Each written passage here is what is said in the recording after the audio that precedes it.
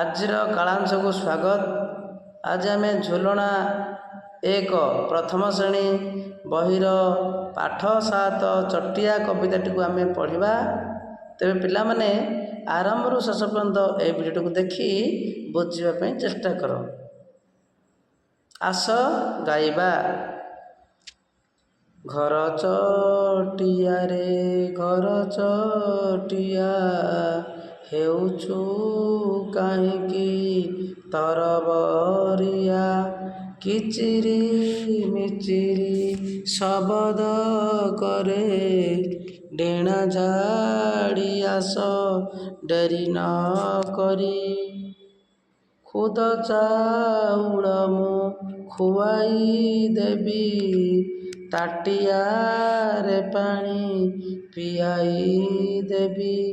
ଚାଳ ଓଳିରେ ତୁ କରିବୁ ଘର, ଝଡ଼ି ବରଷାକୁ ନଥିବ ଡର। ସାଙ୍ଗ ମୋ କଥାକୁ ଭୁଲିବୁ ନାହିଁ, ନିତି ଘରକୁ ଆସିବୁ ଧାଇଁ। ତାକ ଦିନା ଦିନି ନାଚିବା ଆମେ, ଲାଗି ରହିଥିବା ଆମରି କାମେ। ଘର ଚଟିଆ, ଘର ଚଟିଆରେ ଘର ଚଟିଆ ବୋଲି ପିଲାଟି ଡାକୁଛି। ତାକୁ କହୁଛି, ତୁ କାହିଁକି ଏତେ ତରବରିଆ ହେଉଛୁ? କିଚିରି ମିଚିରି ଶବ୍ଦ କରି, ଡେଣା ଝାଡ଼ି ଆସ ଡେରି ନ କରି। ଆସ ବୋଲି ପିଲାଟି ଘର ଚଟିଆକୁ ଡାକୁଛି। ବୁଝିଲା ପିଲାମାନେ? ତାପରେ ଦେଖିବା ଆଉ ଏକ ପଂକ୍ତିରେ ପିଲାଟି କହୁଛି, ଖୁଦ ଚାଉଳ ମୁଁ ଖୁଆଇ ଦେବି। ଖୁଦ ଚାଉଳ ମୁଁ ଖୁଆଇ ଦେବି, ଖୁଦ ଚାଉଳ ମୁଁ ଖୁଆଇ ଦେବି ଏବଂ ତାଟିଆରେ ପାଣି ପିଆଇ ଦେବି। ମୁଁ ତୋତେ ତାଟିଆରେ ପାଣି ଆଣି ପିଆଇ ଦେବି ବୋଲି ପିଲାଟି ଚଟିଆକୁ କହୁଛି। ଆଉ କହୁଛି, ଚାଳ ଓଳିରେ ତୁ ଘର କରିବୁ। କେଉଁଠି ଘର କରିବୁ? ଚାଳ ଓଳିରେ ତୁ ଘର କରିବୁ, ଝଡ଼ି ବର୍ଷାକୁ ନଥିବ ଡର। ଚାଳ ଓଳିରେ ଘର କଲେ ଝଡ଼ି ବର୍ଷା ହେଲେ ତୋତେ ଆଉ ଅସୁବିଧା ନାହିଁ। ତେଣୁ ଆସେ, ଡେଣା ଝାଡ଼ି ଆସେ ଶୀଘ୍ର, ତରବରିଆ ହୁଅ ନାହିଁ ଏବଂ ତୋତେ ମୁଁ ପାଣି ପିଆଇ ଦେବି ଆଉ ଖୁଦ ଖୁଆଇ ଦେବି। ଏକଥା ପିଲାଟି କହିଛି। ସାଙ୍ଗ ମୋ କଥାକୁ ଭୁଲିବୁ ନାହିଁ, ହେ ସାଙ୍ଗ ମୋ କଥାକୁ ତୁ ଭୁଲିବୁ ନାହିଁ। ନିତି ଘରକୁ ଆସିବୁ ଧାଇଁ, ନିତି ଘରକୁ ଧାଇଁ ଆସିବୁ। ଲାଗି ରହିଥିବୁ। ପିଲାଟି ଘର ଚଟିଆକୁ କହୁଛି। ପିଲାଟି ଘର ଚଟିଆକୁ କହୁଛି। ତାପରେ ଦେଖ ପିଲାମାନେ, ଆସ କଥା ହେବା। ଏହାର ପ୍ରଶ୍ନ ଉତ୍ତରକୁ ଆମେ ଲେଖିବା। ଘର ଚଟିଆ କିପରି ଶବ୍ଦ କରେ? ଘର ଚଟିଆ କିପରି ଶବ୍ଦ କରେ? ତୁମେ ଜାଣିଛ ଘର ଚଟିଆ କିଚିରି ମିଚିରି ଶବ୍ଦ କରେ। ଘର ଚଟିଆ କିପରି ଶବ୍ଦ କରେ? ଘର ଚଟିଆ କିଚିରି ମିଚିରି ଶବ୍ଦ କରିଥାଏ। କିଚିରି ମିଚିରି ଶବ୍ଦ କରେ ଘର ଚଟିଆ। ତାପରେ ଖ ନମ୍ବର, ପିଲାଟି ଘର ଚଟିଆକୁ କ'ଣ ଖୁଆଇ ଦେବାକୁ କହୁଛି? ପିଲାଟି ଘର ଚଟିଆକୁ ଖୁଦ ଚାଉଳ ଖୁଆଇ ଦେବ ବୋଲି କହୁଛି। ତାପରେ ଗ ନମ୍ବର, ପିଲାଟି ଘର ଚଟିଆକୁ କିପରି ପାଣି ପିଆଇ ଦେବାକୁ ଭାବୁଛି? ପିଲାଟି ଘର ଚଟିଆକୁ ଘର ଚଟିଆକୁ ତାଟିଆରେ ପାଣି ପିଆଇ ଦେବ ବୋଲି କହୁଛି। ଘ, ଘର ଚଟିଆ କେଉଁଠି ଘର କରେ? ଘର ଚଟିଆ ଚାଳ ଓଳିରେ ଘର କରେ। ଚାଳ ଓଳିରେ ଘର ଚଟିଆ ଘର କରେ, ଚାଳ ଓଳିରେ। ତାପରେ ଦେଖ ପିଲାମାନେ, ମ ନମ୍ବର, ଘର ନଥିଲେ ଆମର କି ଅସୁବିଧା ହେବ? ଘର ନଥିଲେ ଆମେ ଖରା, ବର୍ଷା, ଶୀତ, କାକରରୁ ସହି ପାରିନଥାନ୍ତୁ, ରକ୍ଷା ପାଇପାରିନଥାନ୍ତୁ, ବହୁତ ଅସୁବିଧା ହୋଇଥାନ୍ତା। ଚ, ଘର ଚଟିଆ ପରି ତଳ ପକ୍ଷୀମାନଙ୍କର ଶବ୍ଦ କରି ଶୁଣାଅ। ଏଠାରେ କାଉ ଅଛି, କୋଇଲି ଅଛି, ଶୁଆ, ଏମାନେ କିପରି ଶବ୍ଦ କରନ୍ତି ତାକୁ ଆମେ ଲେଖିବା। କାଉ କିପରି ଶବ୍ଦ କରେ? କାଉ କା କା କରି ଶବ୍ଦ କରେ। କିପରି ଶବ୍ଦ କରେ? କା ଆ ଆ। ପିଲାମାନେ ଏଇଭଳି ନା ନାହିଁ। ସେମିତି କୋଇଲି କିପରି ଶବ୍ଦ କରେ? କୁ କୁ କୁ ଏହିପରି ଶବ୍ଦ କରେ। ସେହିପରି ଶୁଆ, ଶୁଆ କିପରି ଶବ୍ଦ କରେ? ଶୁଆ ଶବ୍ଦ କରେ କଥା ହେଲା ଭଳି, ନାମ ଡାକି ଆମକୁ ନାମ ଡାକି ଶବ୍ଦ କରେ। ତାପରେ ଶବ୍ଦ ଖେଳ, ଇ କାର ମାତ୍ରା ଲାଗିଥିବା ଅକ୍ଷର ଉପରେ ଗୋଲ ବୁଲାଇବା। ଇ କାର ଯେଉଁଠି ଲାଗିଛି ସେଠି ଆମେ ଗୋଲ ବୁଲାଇ ଦେବା। ଦେଖ ଇ କାର ମାତ୍ରା କେଉଁଠି ଲାଗିଛି? ଗୋଲ ବୁଲାଇ ଦେବା। ଗିନି ଆମେ ଗୋଲ ବୁଲାଇବା। ଚଟିଆ ଟିରେ ବୁଲାଇ ଦେବା। ଝଡ଼ି ଡିରେ ବୁଲାଇ ଦେବା। ତାଟିଆ ଟିରେ ବୁଲାଇ ଦେବା। ପିଠା ପ ସେକାର ପିରେ ବୁଲାଇ ଦେବା। ଚିନିରେ ଗୋଲ ବୁଲାଇ ଦେବା। ଖଟିଆ ଟିରେ ବୁଲାଇ ଦେବା। ଉଡ଼ି ଡିରେ ବୁଲାଇ ଦେବା। ମାଠିଆ ଠିରେ ବୁଲାଇ ଦେବା। ମିଠା ମରା ସେକାର ମିରେ ବୁଲାଇ ଦେବା। ଏଇଭଳି ଆମେ ଲେଖିବା। ତାପରେ ଦେଖ ସାଙ୍ଗସାଥିମାନଙ୍କ ସହ କଥା ହେବା। ସାଙ୍ଗସାଥିମାନଙ୍କ ସହିତ କଥା ହେବା। ଇ କାର ଲାଗିଥିବା 5ଟି ଶବ୍ଦ କୁହ। ଇ କାର ଲାଗିଥିବା 5ଟି ଶବ୍ଦ ହେଉଛି କ'ଣ କ'ଣ? ଆମେ ଲେଖିବା। ଇ କାର ଲାଗିଥିବା 5ଟି ଶବ୍ଦ ହେଉଛି କ'ଣ କ'ଣ? ଖଟିଆ, ଚଟିଆ, ଗିନି, ଚିନି, ଝଡ଼ି ଏଇଭଳି ଆମେ ଲେଖିବା। ତାପରେ ଦେଖ ପିଲାମାନେ 4 ନମ୍ବର ଚିତ୍ରର ନାମ କୁହ। ଯେଉଁ ଚିତ୍ରର ନାମ ଇ ଅକ୍ଷରରୁ ଆରମ୍ଭ ସେହି ଚିତ୍ର ଚାରିପଟେ ଗୋଲ ବୁଲାଇବ। ଏଠି ଚିତ୍ରର ନାମ ପ୍ରଥମ ଚିତ୍ର ଇଟା, ଇରେ ଆରମ୍ଭ। ତେଣୁ ଏଠି ଆମେ କ'ଣ କରିବା? ଇ ଅକ୍ଷରରୁ ଆରମ୍ଭ କରି ସେହି ଚିତ୍ର ଆରମ୍ଭ ସେହି ଚିତ୍ର ଚାରିପଟେ ଗୋଲ ବୁଲାଇବା। ଇ ଅକ୍ଷର ଆରମ୍ଭ, ତେଣୁ ଏଠି ଆମେ ଗୋଲ ବୁଲାଇ ଦେବା। ଇଟା ଗୋଲ ବୁଲାଇ ଦେବା। ଇଟା ଇରେ ଆରମ୍ଭ, ଗୋଲ ବୁଲାଇ ଦେବା। ତାପରେ ଅଛି ନାଗ ସାପ, ସାପ ଇଏ ନାହିଁ, ତାକୁ ଆମେ ଗୋଲ ବୁଲାଇବା ନାହିଁ। ମଶା ଇରେ ନାହିଁ, ତେଣୁ ଏଥିରେ ମଧ୍ୟ ହେବନି। ମାଛ ତାକୁ ମଧ୍ୟ ଗୋଲ ବୁଲାଇ ପାରିବା ନାହିଁ। କେବଳ ଇଟାରେ ଆମେ ଗୋଲ ବୁଲାଇ ଦେବା। ଇଟାରେ ଆମେ ଗୋଲ ବୁଲାଇବା, ଆଉ କେଉଁଠିରେ ଆମେ ଗୋଲ ବୁଲାଇ ପାରିବା ନାହିଁ। ତାପରେ ଦେଖ ପିଲାମାନେ ତଳ ଶବ୍ଦକୁ ଇ ଅକ୍ଷରକୁ ଚିହ୍ନି ଗୋଲ ବୁଲାଇବା। ଇ ଅକ୍ଷର ଯେଉଁଠି ଅଛି ତାକୁ ଆମେ ଗୋଲ ବୁଲାଇବା। ଦେଖ ଇ ଇ ଗୋଲ ବୁଲାଇବା।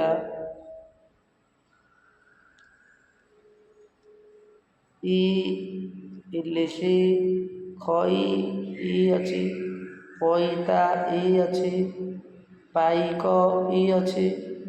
ଏଇଭଳି ଆମେ ଗୋଲ ବୁଲାଇ ଦେବା। ତାପରେ ଦେଖ ଏଠାରେ ଦେଖି ଦେଖି ଲେଖ। ଏଠି ଇ ଲେଖା ହେଇଛି, ତାକୁ ଆମେ ଦେଖି ଦେଖି ସୁନ୍ଦର ଭାବରେ ପେନସିଲରେ ଲେଖିବା। ଡଟ୍ ଡଟ୍ ଅଛି, ତାକୁ ଆମେ ଏମିତି ପେନସିଲରେ ଲେଖିବା। ସବୁ କରିଦେବା। ତାପରେ ଏଇଠି ଆଉ ଥରେ ଭଲ ଭାବରେ ଆମେ ଅକ୍ଷରକୁ ସୁନ୍ଦର ଭାବରେ ଲେଖିଦେବା। ପେନସିଲ ଲେଖିଲେ ସୁନ୍ଦର ହେବ, ତେଣୁ ଆମେ ପେନସିଲରେ ଲେଖିବା। ତାକୁ ସୁନ୍ଦର ଭାବରେ ଆମେ ଲେଖିଦେବା ହେଲା। ଏଇଭଳି ଲେଖିବା। ଅକ୍ଷରକୁ ଯୋଡ଼ି ଶବ୍ଦ ଗଢ଼ିବା ପଢ଼ିବା। ଇଟା ଯୋଡ଼ିଲେ କ'ଣ ହେବ? ଇଟା। ଏଠି ଆମେ ଲେଖିବା ଇଟା ଶବ୍ଦ ଯୋଡ଼ିକିରି। ତାପରେ ଗିନି, ଗିନି ଅଛି ଏଠି, ଗିନି ଗିନି ଲେଖିବା। ଗିନି ଗିନି। ତାପରେ ଏଠି କ'ଣ ଅଛି ଦେଖିବା। ପାଇକ, ପାଇକ ଅଛି, ତେଣୁ ଆମେ ଏଠି ଲେଖିବା ପାଇକ, ପାଇକ ହେଲା ପିଲାମାନେ। ତାପରେ ଆଗକୁ ଯିବା। ଦେଖ ଚିତ୍ର ଦେଖି ଶବ୍ଦ ଲେଖିବା। ଏଠି ଚିତ୍ର ଦେଖୁଛ, କାହାର ଛବି ଦେଖୁଛ? ଏଇଟା ଚଟିଆର ଛବି, ତେଣୁ ଆମେ ଏଠି କ'ଣ ଲେଖିବା? ଚଟିଆ ବୋଲି ଲେଖିବା। ଚ ଟି ଆ, ଚଟିଆ। ଏଠି କାହାର ଛବି ଦେଖୁଛ? ଇଟା, ତେଣୁ ଇଟା, ଇଟା ଲେଖିବା। ଏଇଠି କାହାର ଛବି ଦେଖୁଛ? ଗିନିର ଛବି, ଗିନି, ଗିନି ଲେଖିଦେଲେ। ବର୍ତ୍ତମାନ 9 ନମ୍ବର ଆସ ପଢ଼ିବା। ଇଟା, ପାଇକ, ମାଟି ମକା ଝିଟିପିଟି ଚକି ଝରକା ନାଚ। ଏଭଳି ଆମେ ପଢ଼ିଦେଲେ। ବର୍ତ୍ତମାନ 10 ନମ୍ବର ପ୍ରଶ୍ନ। ଇ କାର ଓ ଆ କାର ଯୋଡ଼ା ଯାଇଥିବା ଅକ୍ଷର ଗୁଡ଼ିକୁ ପଢ଼ିବା। ଇ କାର ଆ କାର କେଉଁଠି ଯୋଡ଼ା ଯାଇଛି ତାକୁ ପଢ଼ିବା। ଦେଖ ଚ ଲେଖା ହେଇଛି, ଇ କାର ଯୋଗ ହେଇଛି ସି, ଚ ସେକାର ଚି, ଆ କାର ଯୋଗ ହେଲା ଚା, ସେଭଳି ମ ସେକାର ମି, ଆ କାର ଯୋଗ ହେଲେ ମା, ଝ ଇ କାର ଯୋଗ ହେଲେ ଝି, ଆ କାର ଯୋଗ ହେଲେ ଝା, ଝ କାର ଝା, ସେମିତି କ ଇ କାର ଯୋଗ ହେଲେ କି, ଆ କାର ଯୋଗ ହେଲେ କା, ସେଭଳି ନ ଇ କାର ଯୋଗ ହେଲେ ନି, ଆ କାର ଯୋଗ ହେଲେ ନା। এইଭଳି ଆମେ ପଢ଼ିବା। ତାପରେ ଚିତ୍ର ଦେଖି ପଢ଼ିବା। ଏଠି ଲେଖା ଯାଇଛି ଛବି ଦେଇଛି, ତାକୁ ଆମେ ପଢ଼ିବା। ଏଇଟା କ'ଣ? ଏଇଟା ହେଉଛି ଗିନି। ଗିନି ଲେଖା ହେଇଛି ପଢ଼ିବା।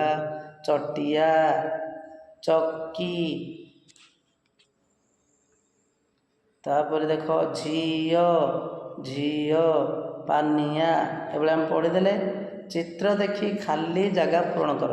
ଏଠି କିଛି ଖାଲି ଜାଗା ଦିଆଯାଇଛି, ତାକୁ ଆମେ ପୂରଣ କରିଦେବା। ଏଠି ଲେଖ ଗିନି, ନଟି ଲେଖିଦେବା, ନ ହସେଇକାର ନି, ଗିନି। ଏଠି ଛବି ଦେଇଛି, ଚ ହସେଇକାର ଦେଇଛି, ଏଇଟା କ'ଣ ହେବ? ନି ଲେଖିଦେବା, ଚିନି। ଏଇଟା ପ ନି ଦେଇଛି, ଏଇଟା ପନିକିର ଚିତ୍ର, ତେଣୁ କର ହସେଇକାର କି ଦେଇଦେବା, ପନିକି ହେଇଗଲା। ତାପରେ ଏଠି ଦେଇଛି ବ ଦେଇଛି, ଚା ଦେଇଛି, ଗ ହସେଇକାର ଦେଇଦେବା, ବଗିଚା। ଏଇଟା ବଗିଚାର ଚିତ୍ର, ତେଣୁ ବଗିଚା ଆମେ ଲେଖିଦେବା ହେଲା। ତାପରେ ଦେଖ ପଢ଼ିବା ଲେଖିବା। ପଢ଼ିବା ଲେଖିବା, ଏଠି ଖାଲି ଜାଗା ଛାଡ଼ି ଯାଇଛି, ତମ ପାଇଁ ଏଠି ଲେଖିଦେବ। କିଚିରି ମିଚିରି ଚଟିଆ ଲେଖା ହେଇଛି, ଏଠି ଆମେ ମଧ୍ୟ ଲେଖିବା କିଚିରି ମିଚିରି ଚଟିଆ। କିଚିରି ମିଚିରି ଚଟିଆ, କିଚିରି ମିଚିରି ଚଟିଆ। ଯେମିତି ଲେଖା ହେଇଛି ସେମିତି ଦେଖି ଦେଖି ପଢ଼ି ପଢ଼ି ଲେଖିବା ହେଲା। ଚଟିଆ, କିଚିରି ମିଚିରି ଚଟିଆ ହେଲା ନା। ପରିବା କଟା ପନିକି, ଏଠି ଲେଖିବା ପରିବା କଟା ପନିକି। ପରିବା କଟା ପନିକି, ପନିକି। ତାପରେ ମେରିଗ ନାଟ, ଲେଖିବା ମେରିଗ ନାଚ, ମେରିଗ ନାଚ। ତାପରେ ନାଲି ପାନିଆ, ଲେଖିବା ନାଲି ପାନିଆ, ନାଲି ପାନିଆ